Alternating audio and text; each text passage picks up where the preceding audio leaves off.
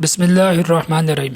نبی اکرم صلی اللہ علیہ وسلم نے تربوز یا خربوزہ کے ساتھ کھجور کو کھایا ہے، اور یہ ارشاد فرمایا جس کا مفہوم ہے کہ ہم کھجور کے ساتھ تربوز کھاتے ہیں کہ کھجور کی گرمی تربوز کی سردی کو زائل کر دیتی ہے اور یہ ہمارا معدہ معتدل ہو جاتا ہے۔ چنانچہ نبی پاک صلی اللہ علیہ وسلم کے مبارک ارشادات گرامی ہمارے لیے دنیا اور آخرت کے ہر میدان میں رہنمائی ہے، چاہے وہ کھانے کے اعتبار سے ہو، رہن سہن کے، معاشرے کے اعتبار سے ہو۔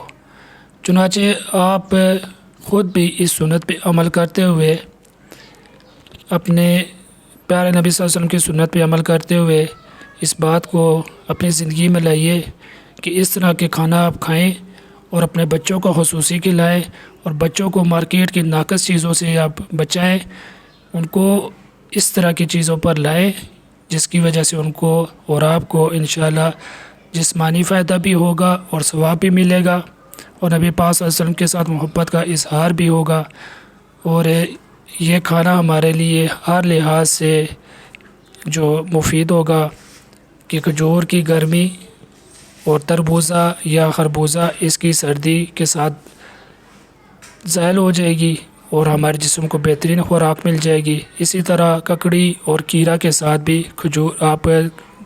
کھجور کھا سکتے ہیں۔ یہ نبی پاک صلی اللہ علیہ وسلم کے مبارک کھانوں میں سے ایک کھانا ہے۔ اللہ تعالیٰ سمجھ کی عمل کرنے کی توفیق عطا فرمائے۔ میرے اس پیغام کو آگے پہنچائیے تاکہ دوسروں کا بھلا ہو۔ السلام علیکم ورحمۃ اللہ۔